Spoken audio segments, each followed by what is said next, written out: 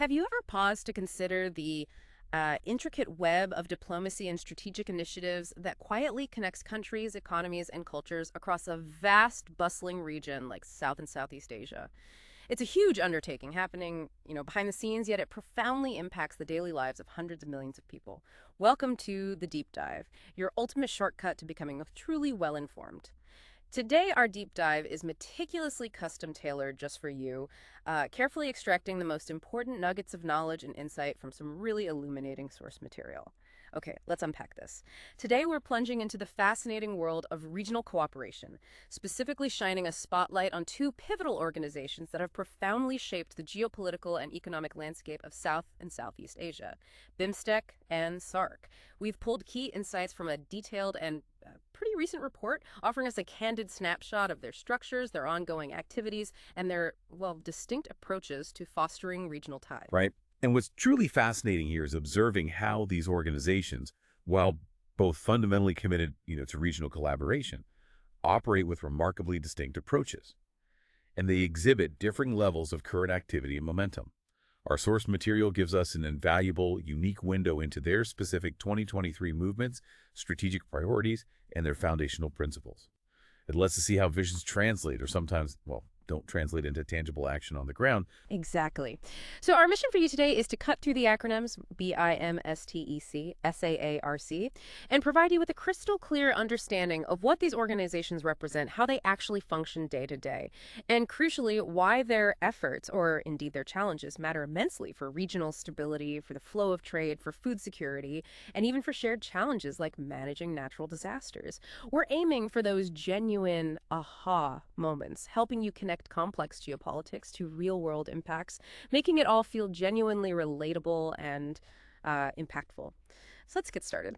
So let's begin our deep dive with BIMSTEC. That's BIMSTEC, the Bay of Bengal Initiative for Multisectoral Technical and Economic Cooperation. It's more than just a formal name, isn't it? It seems to embody a very specific and strategically significant vision for regional connectivity. It really does. What our source material vividly highlights is unique about BIMSTEC is its pivotal and, well, almost singular role in dynamically linking two distinct, economically vibrant and culturally rich regions, South Asia with Southeast Asia. This isn't merely a casual geographical connection based on, a shared coastline. It's a profound strategic initiative. Think of it as a deliberate diplomatic and economic bridge. A bridge, okay. And meticulously designed to foster deeper integration between nations that share the Bay of Bengal. This specific positioning gives BIMSTEC a distinct advantage and a fundamentally different mandate compared to organizations focused purely within, say, South Asia. It's really about opening new pathways and fostering cross-regional synergies. And when we analyze this from India's perspective, our source makes it abundantly clear that BIMSTEC directly addresses several of India's core foreign policy concerns, and it fulfills key strategic priorities in the region. It's deeply intertwined with policies like Neighborhood First and Act East. Could you maybe elaborate a bit on what those policies entail and how BIMSTEC specifically serves them? Certainly. India's Neighborhood First policy. It isn't just about fostering cordial relations with immediate neighbors. It's a strategic recognition that India's long-term security, its economic prosperity, and its overall stability are intrinsically linked to the peace and development of its immediate periphery. So, by focusing on multi-sectoral cooperation covering everything from economic ties to security within the Bay of Bengal, BIMSTEC directly contributes to creating a more stable, secure, and interconnected neighborhood for India. It essentially transforms shared challenges into shared opportunities for collective growth. Right, turning problems into possibility. Exactly. And similarly, the Act East policy is India's ambitious drive to enhance engagement with the dynamic economies and strategic partners in Southeast Asia. This isn't just about trade. It's about diversifying India's strategic and economic partnerships beyond traditional blocs, leveraging the dynamism of the ASEAN region, and fostering greater connectivity across the Indo-Pacific.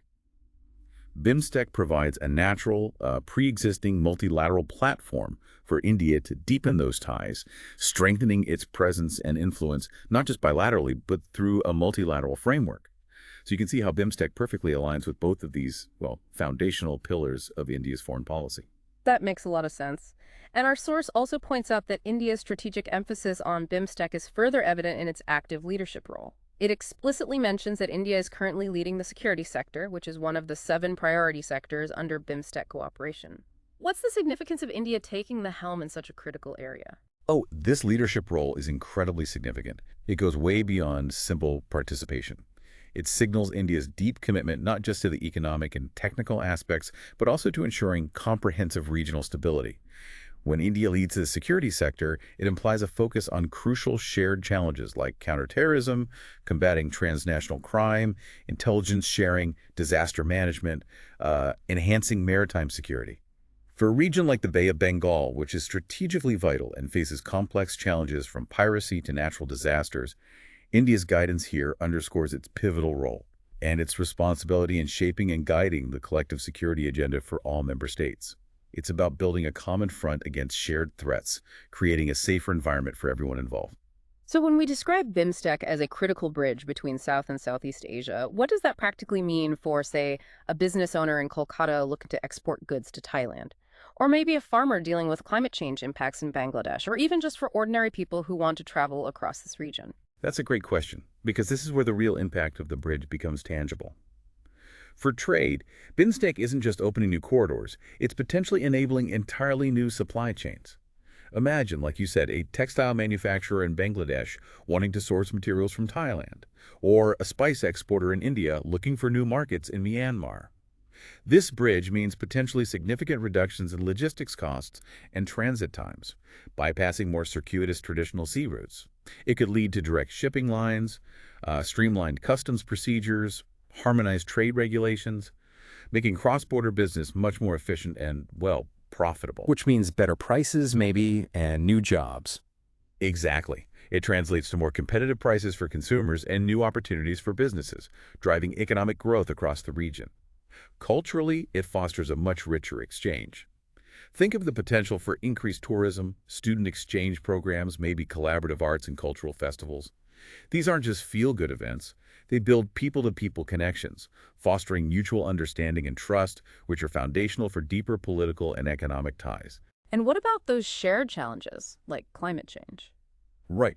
For shared challenges like climate change, the bridge means a unified, coordinated approach is possible.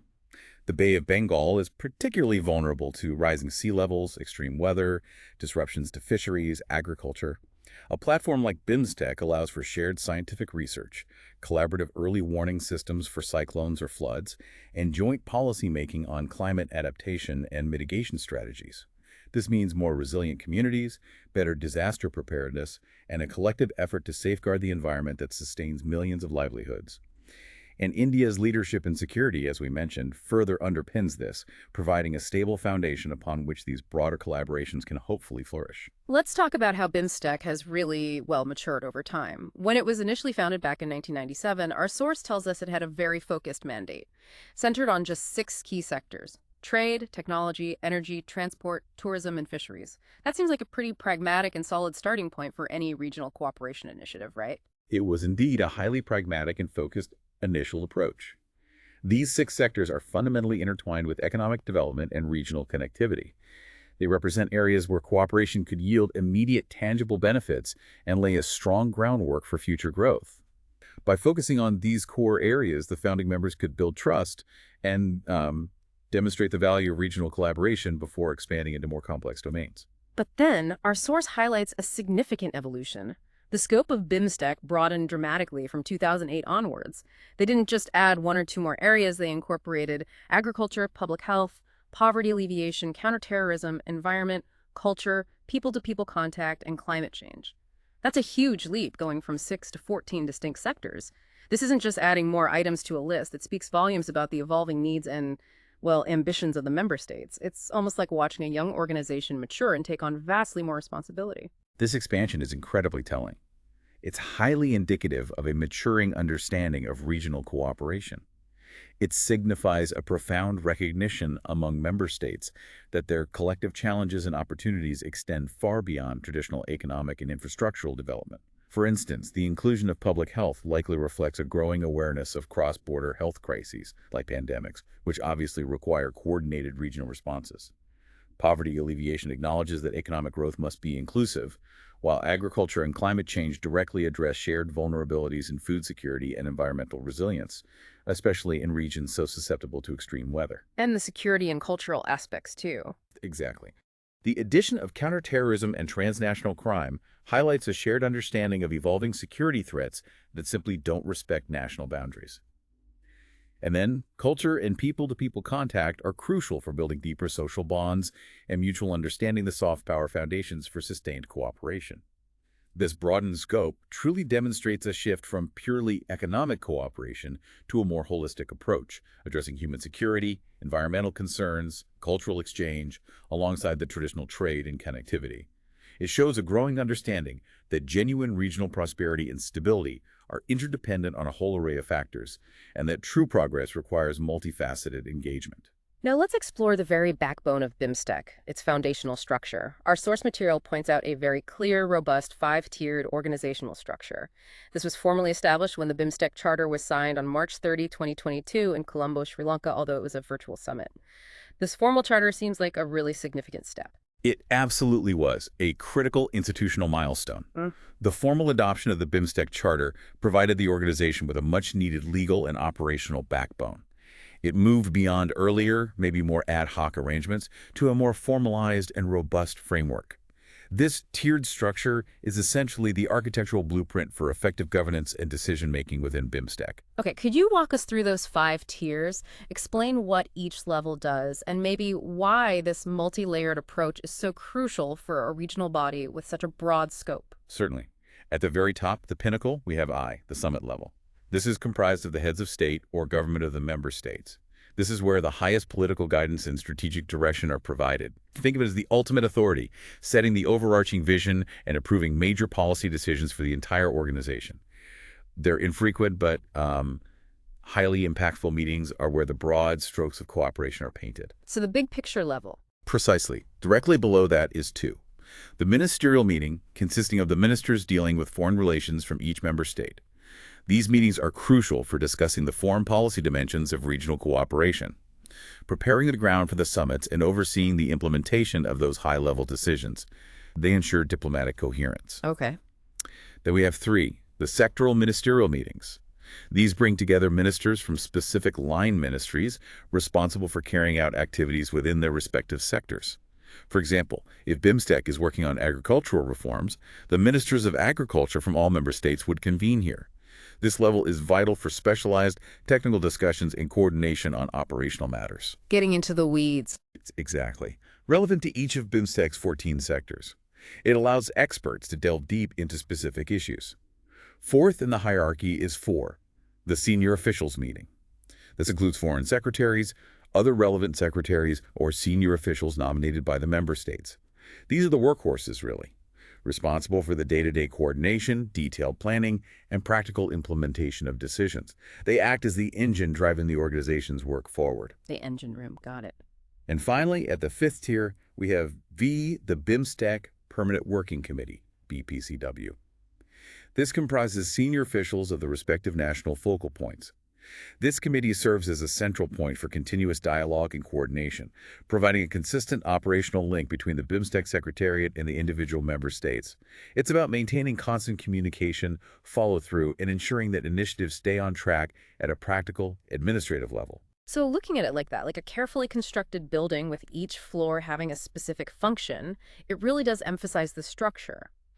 Why is this multi-layered framework so absolutely crucial for a regional body like BIMSTEC, especially one with such an ambitious and, well, ever-expanding scope? This 5-tiered structure provides an indispensable framework for robust governance and systematic implementation. That's paramount for an organization of BIMSTEC's ambition and breadth. It ensures engagement and accountability at virtually every level, from the highest political leadership articulating strategic visions down to the technical implementers hammering out the practical details on the ground. This multi-level engagement is what allows strategic goals to actually translate into tangible cooperation. For example, the heads of state might agree on a grand vision for a regional energy grid. Right, the big idea. But it's the senior officials and the Permanent Working Committee who then meticulously work out the intricate details of cross-border transmission lines, regulatory harmonization, financing models, all that stuff. Moreover, this structure allows for highly specialized discussions at the sectoral levels, where experts can delve deep into complex issues like sustainable fisheries or digital trade infrastructure without needing the full attention of a head of state. Yet all these detailed discussions are fed up through the tiers, maintaining overall coherence. Critically, it also ensures continuity and sustained dialogue, even when political landscapes within member states might shift. That's a key point, continuity. Absolutely. Because there are multiple points of contact and responsibility, the organization can continue to function and drive its agenda forward. That's absolutely key for long-term regional impact and resilience. It's a system designed to keep the engine running, even through turbulent times. Okay, with that thorough understanding of BIMSTEC's structure and evolving mandate, let's now peel back the curtain and see what this organization actually did in 2023, as detailed in our source.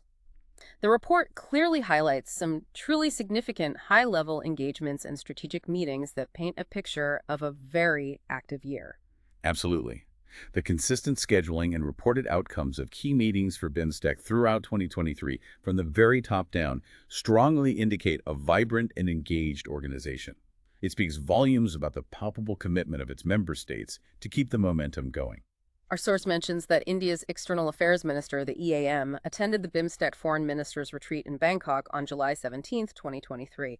Not only that, but the EAM also called on the Prime Minister of Thailand, along with colleagues from other BIMSTEC countries, and separately met with counterparts from Nepal, Bangladesh, and Thailand on the sidelines. Beyond just the optics of attendance, what specific diplomatic objectives do you think India was pursuing there? Does the report hint at any breakthroughs or sticking points from those sideline meetings? Well, these high-level interactions, especially a retreat format, which is often less formal than a full summit, are incredibly valuable for shaping the regional agenda and reinforcing political will. The EAM's active presence in those bilateral meetings on the sidelines in Bangkok were certainly more than just formalities. They underscore India's high strategic priority for BIMSTEC.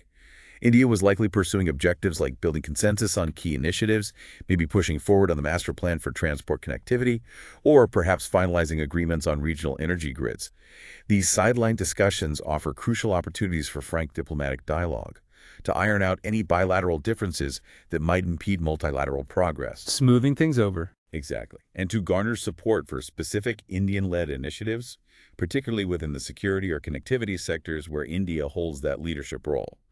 While our source doesn't detail specific breakthroughs or sticking points from those informal talks, the sheer volume of such engagements points to a concerted effort to maintain consistent dialogue and push for collaborative solutions. It demonstrates a proactive approach for regional leadership and problem solving. And beyond that specific retreat, we also saw the 19th BIMSTEC ministerial meeting held virtually on March 09, and a special meeting of the BIMSTEC Permanent Working Committee, also virtual, on January 23 in Dhaka. These aren't isolated events. They show a pattern of consistent engagement, don't they? Precisely. The frequency of these high-level meetings, including the ministerial meeting and the Permanent Working Committee, underscores the organization's ongoing operational vitality. And the fact that many of these continued in virtual formats also highlights a remarkable adaptability and a sustained effort to maintain momentum, regardless of potential travel constraints. Virtual platforms might have actually enabled more frequent interactions in some ways, allowing decisions to be made and progress tracked more regularly than if every meeting had to be in person. That's an interesting point. More flexibility. Right. This consistent engagement at various levels, from the highest ministers down to the working committees, is absolutely foundational for effective regional cooperation. It ensures that decisions are made, progress is tracked, and issues are continuously addressed, allowing for a proactive and agile response to regional challenges and opportunities. It's really a sign of institutional resilience. It's interesting how specific these discussions get, moving beyond high-level policy into deeply practical areas. Our source details focused cooperation areas like counterterrorism, food security and environment, and climate change, indicating BIMSTEC is genuinely tackling shared critical challenges directly. What's truly compelling here is the very deliberate selection of these specific issues for focused attention. It strongly indicates a collective recognition among member states that these are common, complex challenges that intrinsically transcend national borders and therefore demand collective regional solutions. For instance, the 10th meeting of the BIMSTEC Joint Working Group on Counterterrorism and Transnational Crime, JWGCTTC, held in New Delhi in January. That signifies a united and proactive front against shared security threats.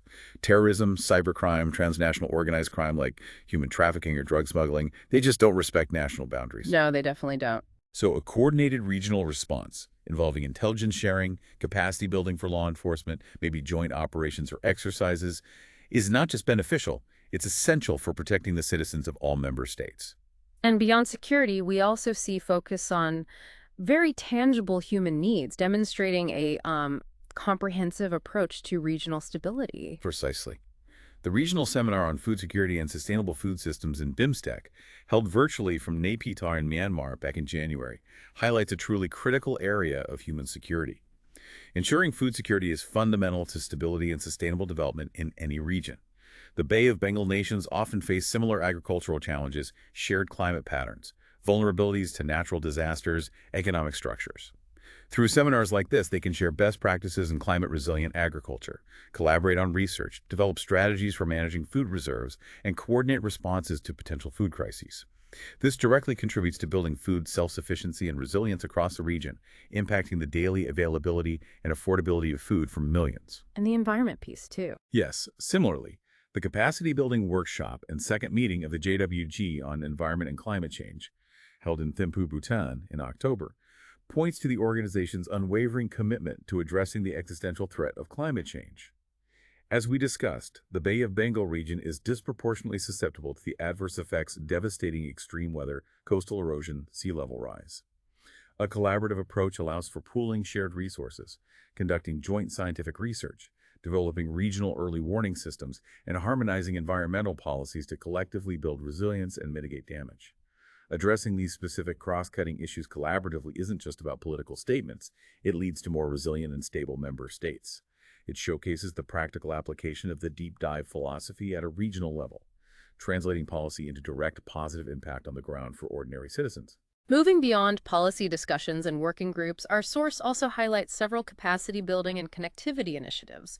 These are often the unsung heroes of regional cooperation, the programs that truly build bridges, both literally and figuratively, by enhancing technical skills and physical infrastructure. What's truly fascinating here is the strong emphasis on tangible, practical initiatives that directly foster economic integration and sustainable development. Take, for example, the first Trade Facilitation Capacity Building Program for BIMSTEC countries, organized by India's Ministry of External Affairs and ICRIER in New Delhi back in May. This program goes far beyond theoretical discussions about trade. It's about equipping officials, customs officers, stakeholders with the specific knowledge and skills needed. Skills needed to implement things like single-window customs systems, where all required documents can be submitted electronically through one portal, drastically cutting processing times. Making things actually easier for businesses. Exactly. It also covers harmonizing customs standards, enabling digital documentation, negotiating common transit agreements, allowing goods to pass through multiple countries with a single manifest. These technical details directly enable smoother, faster, and cheaper movement of goods and services. That's foundational for fostering robust economic growth and regional prosperity. And it's not just about streamlining trade on paper, right? It's also about improving the physical connections, the roads, the ports. Exactly right. The workshop on implementation of the BIMSTEC Master Plan for Transport Connectivity, held in Dhaka, Bangladesh in October, is another critical piece of this puzzle. A master plan for transport connectivity means a strategic long-term vision for developing integrated networks, roads, railways, ports, air links spanning across multiple countries in the region. This workshop would likely focus on the practical steps and coordination required to turn those grand plans into operational infrastructure projects. This could involve discussing progress on key segments of, say, the India-Myanmar-Thailand trilateral highway, or developing multimodal transport hubs linking sea routes with land corridors. So, real concrete and steel stuff. Yes. Improved transport networks drastically reduce logistics costs, facilitate cross-border tourism, and crucially connect remote and often underdeveloped areas to larger national and regional markets. This brings significant economic benefits to populations far from national capitals. Furthermore, India's organization of those 4 workshops and 6 training sessions in agriculture for BIMSTEC member states since September specifically underscores a commitment to shared development goals and knowledge transfer at a grassroots level. Many of these nations are agrarian economies, right? Enhancing agricultural productivity and resilience is paramount for food security and rural livelihoods. What might those workshops cover? Anything from sharing best practices in climate-smart agriculture and water management techniques, to introducing new high-yield or disease-resistant crop varieties, or even improving post-harvest management to reduce waste and enhance value chains. This highlights the practical, direct impact of BIMSTEC's initiatives. It shows how a regional organization can directly address pressing development challenges, ensuring knowledge and capacity are diffused across the region for collective benefit. These practical programs truly do translate into tangible, real-world benefits for the member countries, directly impacting their economic development and human security at a fundamental level. Our source also notes a significant event in 2023, the BIMSTEC Business Conclave. It was organized by the Ministry of External Affairs and the Indian Chamber of Commerce, held in Kolkata from June 13 to 15.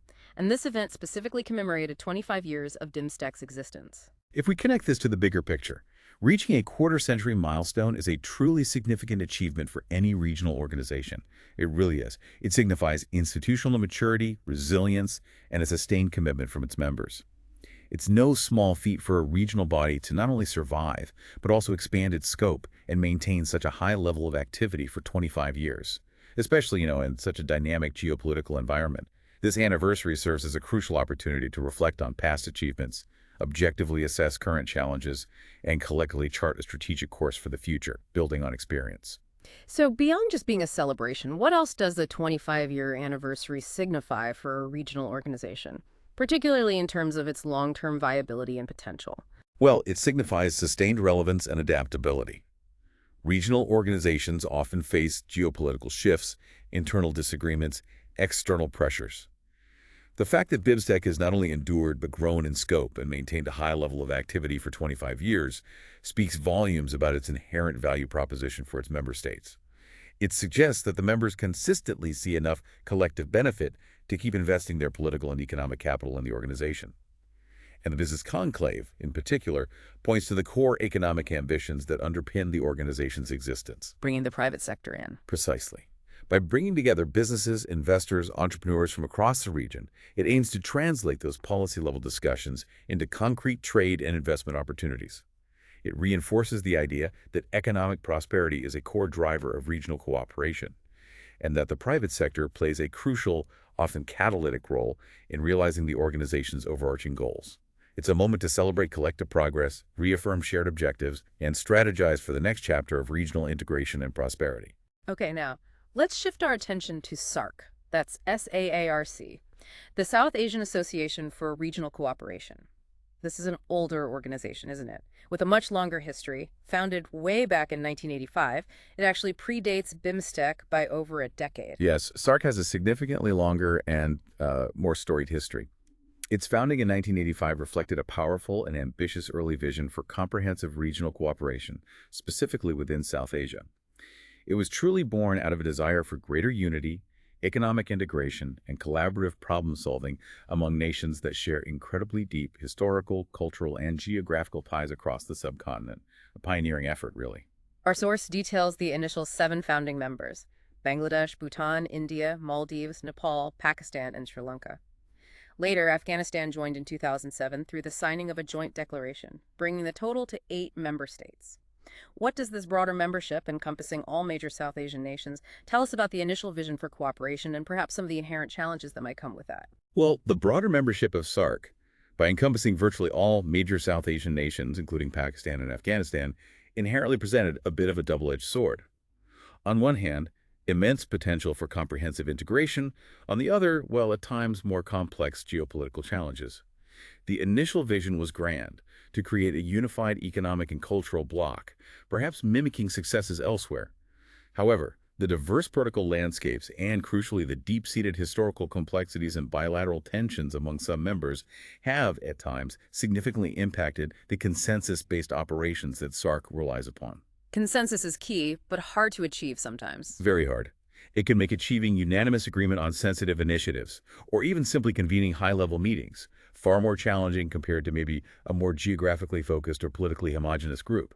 The very breadth of its membership, while aspiring for inclusivity, also brings with it the baggage of existing diplomatic friction, which can sometimes overshadow the cooperative agenda. Every regional organization needs a central nerve center and, strong leadership. Our source tells us the SAARC Secretariat is located in Kathmandu, Nepal, and its current Secretary General, Mohammad Gholam Sarwar from Bangladesh, took office on October 25, 2023, as the 15th Secretary General of SAARC. What's the significance of the Secretariat's location and the role of the Secretary General in navigating the, complexities of SAARC? The Secretariat's location in Kathmandu provides a crucial neutral ground, supposedly, for the member states to convene and work together, aiming to facilitate discussions away from bilateral tensions.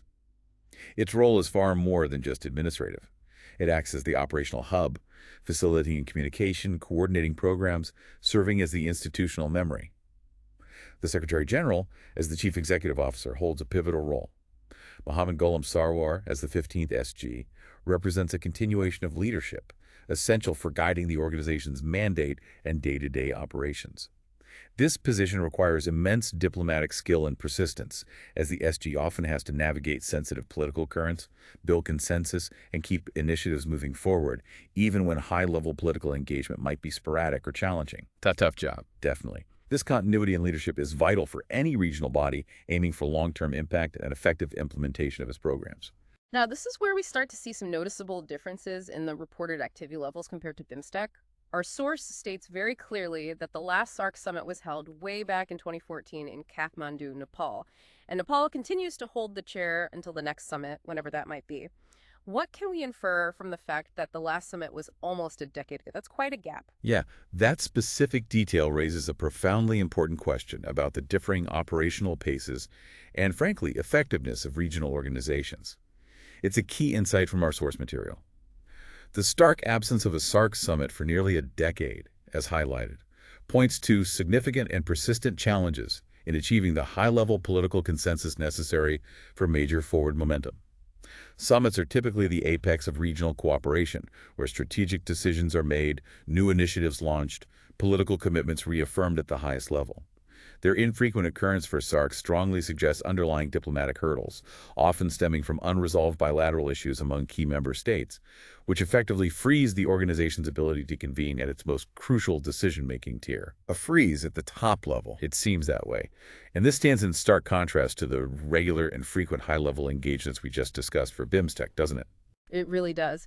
So if the summits, which are usually the drivers of high-level policy, aren't happening, what kind of activities are happening, according to our source, for SAARC in 2023? Are there any signs of continued functional cooperation? Well, while high-level political engagement at the summit level may indeed be challenging, our source does indicate that certain institutional and sectoral activities within SAARC continue to persist, albeit with a very different operational rhythm than BIMSTEC. For example, the South Asian University, SAU, a flagship SAARC initiative fostering academic exchange and regional understanding, was successfully shifted to its permanent campus in New Delhi on January 27. This signifies ongoing foundational work and the continuity of educational cooperation within the SAARC framework. The establishment of a permanent campus is a concrete, long-term investment in regional intellectual collaboration. So some things are still moving forward institutionally. Yes, it demonstrates that some aspects of the SAARC vision are indeed progressing. Furthermore, the 17th informal meeting of the SAARC finance ministers was held on May 5 in Incheon, Republic of Korea. But note, it was on the sidelines of the Asian Development Bank ADB meeting. India was represented by an official from the Ministry of Finance. While explicitly described as an informal meeting and significantly taking place on the sidelines of another major gathering, it still shows that some form of engagement at the ministerial and bureaucratic level persists for SAARC. Informal, but still meeting. Right. These informal interactions can still allow for discussions on critical economic cooperation, financial stability, regional development initiatives, even if formal summits are stalled due to political sensitivities. However, the very nature of these reported activities, an institutional relocation and an informal meeting on the sidelines, contrast sharply with BIMSTEC's more frequent and formally convened top-tier engagements reported for 2023. This clearly indicates a very different operational rhythm and perhaps a greater degree of challenges in achieving full consensus and proactive political leadership for SAARC at the highest levels, as documented in our source. So we've walked through BIMSTEC and SAARC, examining their structures and their reported activities, particularly in 2023. There's a pretty clear difference in the sheer volume, frequency, and type of engagements reported for BIMSTEC versus SAARC in our source. What do you make of this apparent disparity in operational tempo? What's truly fascinating here is the distinct operational tempo between the two organizations, as clearly and, well, starkly inferred from our source material. For BIMSTEC, the report provides a compelling narrative of numerous specific meetings, workshops, high-level engagements throughout 2023. We heard about the External Affairs Ministers' Retreat, multiple ministerial meetings, the Joint Working Group on Counterterrorism, seminars on critical issues like food security, capacity building programs for trade and transport connectivity, even specialized agriculture training sessions. This signals a very active, dynamic, and institutionally robust organization with consistent efforts across multiple sectors and tiers of engagement. It paints a picture of an organization that's not just surviving, but actively driving its agenda. Yeah, a sense of momentum with BIMSTEC. And for SAARC, what does the source tell us about its operational tempo in comparison? For SAARC, in stark contrast, the reported activities in our source for 2023 are markedly fewer and, as you noted, seem more institutional or informal in nature. We learned about the relocation of the South Asian University's campus, important, yes, but largely administrative, and an informal meeting of finance ministers held on the sidelines of a larger external event. Critically, that explicit detail about the last SAARC summit being held almost a decade ago in 2014 stands in profound contrast to BIMSTEC's regular high-level meetings. This difference, based solely on the provided information, implies varied levels of dynamic engagement and perhaps differing momentum or effectiveness in achieving broad-based cooperation at the political level. It strongly suggests that while SAARC maintains its foundational structures and some functional activities, BIMSTEC appears to be the more actively engaged, politically dynamic, and maybe functionally effective of the two, at least during the period covered by our source. And that disparity likely stems from? Well, likely from the differing geopolitical contexts of their memberships and their relative capacity, or lack thereof, to achieve consensus, especially at the highest political levels. This brings us to a crucial question for our listener, and perhaps the heart of your deep dive today. Why does any of this regional cooperation even matter to me? These organizations, with all their acronyms, BIMSTEC, SAARC, their complex structures, their high-level diplomatic meetings, it might all seem pretty far removed from my daily life, but how do they actually impact things like trade, travel, shared resources, and even my personal security here in the region? This is truly where the aha moment takes hold, connecting the abstract to the tangible. Think about those trade facilitation workshops BIMSTEC conducted. If those programs are successful, it directly translates to tangible benefits for you. Goods can move more easily and cheaply across borders. This could mean, for instance, a significant reduction in logistics costs for everyday consumer goods imported from neighboring countries, maybe leading to lower prices on your local market. Or for a small business owner, it could make it considerably easier and more economical to export their unique products to new regional markets, creating jobs and fostering economic opportunities within your community. And easier travel, too. Potentially, yes. If transport connectivity improves, traveling for tourism or business across these nations becomes simpler, faster, and more efficient, expanding personal and professional horizons. And for critical areas like resources, security, and even, say, my health. Absolutely. When organizations like BIMSTEC actively address food security, it means greater regional resilience against agricultural shocks like droughts or floods. This could potentially prevent severe food shortages and volatile price spikes that could deeply impact household budgets. Their work on climate change initiatives can directly protect vulnerable coastal communities from rising sea levels or help farmers adapt to erratic weather patterns. Safeguarding livelihoods. Exactly, safeguarding livelihoods and ensuring a stable food supply. On the security front, cooperation in counterterrorism, intelligence sharing, combating transnational crime directly contributes to a safer environment for everyone, protecting citizens from shared threats that, as we said, don't respect national borders. These aren't abstract geopolitical games played out in distant capitals. They are direct, collaborative efforts to solve real-world problems that fundamentally affect you, your family, your community, and the broader region you live in. So understanding these regional blocks helps you grasp the bigger picture of global interdependence, how countries collaborate on shared problems, and crucially, why certain foreign policy choices are made by your own government and those of your neighbors. Precisely. And it also deeply encourages critical thinking, doesn't it, about the inherent challenges of multilateralism.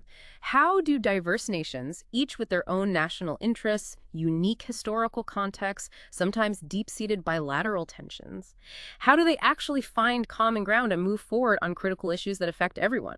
It's far from easy, and it requires constant, dedicated effort and astute diplomacy. It truly does. These organizations are, in a very real sense, living laboratories of international cooperation. They demonstrate both the immense potential for collective action and the inherent difficulties of getting multiple sovereign nations to agree and act together for a common good. Their successes highlight the immense benefits of shared vision and concerted effort, while their challenges, particularly evident in SAARC's journey, underscore the profound complexities of navigating diverse priorities, historical baggage, and political realities. They offer a window into the nuanced art of regional diplomacy, where progress is often incremental and, well, pretty hard-won. Today, we've unpacked two vital regional organizations, delving into their distinct structures, their evolving mandates, and their recent activities as highlighted in our comprehensive source material. We've seen how BIMSTEC is actively forging connections across South and Southeast Asia, expanding its scope and maintaining a robust operational tempo throughout 2023.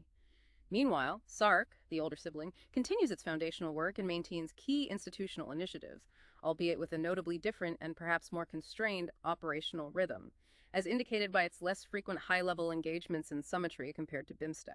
We've explored the specifics of their activities, from high-level ministerial retreats and crucial working group meetings on counterterrorism, food security, climate change within BIMSTEC, to the important, albeit more institutional and informal, activities like the relocation of the South Asian University campus and the informal finance minister meetings for SAARC. Each organization plays a unique role in the intricate tapestry of regional diplomacy, attempting to bridge divides and foster cooperation for the collective benefit of their member states, navigating their own sets of strengths and challenges. This deep dive into the dynamic world of regional cooperation leaves us with an important question, something perhaps for you to think about. In a world facing increasingly complex transnational challenges from climate change and food security to economic stability and securing digital infrastructure, which model of regional collaboration, as exemplified by these two distinct organizations, holds the most promise? Promise for fostering enduring stability and sustainable prosperity in the diverse and immensely dynamic Asian continent. Is it a geographically focused, agile, and rapidly evolving one like BIMSTEC seems to be?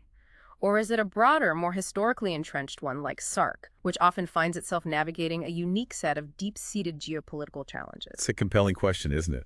It invites you to continue considering the intricate nuances of regional diplomacy and the continuous, often painstaking efforts required to build and sustain bridges between nations, recognizing that the paths to collaboration are varied, constantly evolving, and deeply reflective of the geopolitical realities on the ground.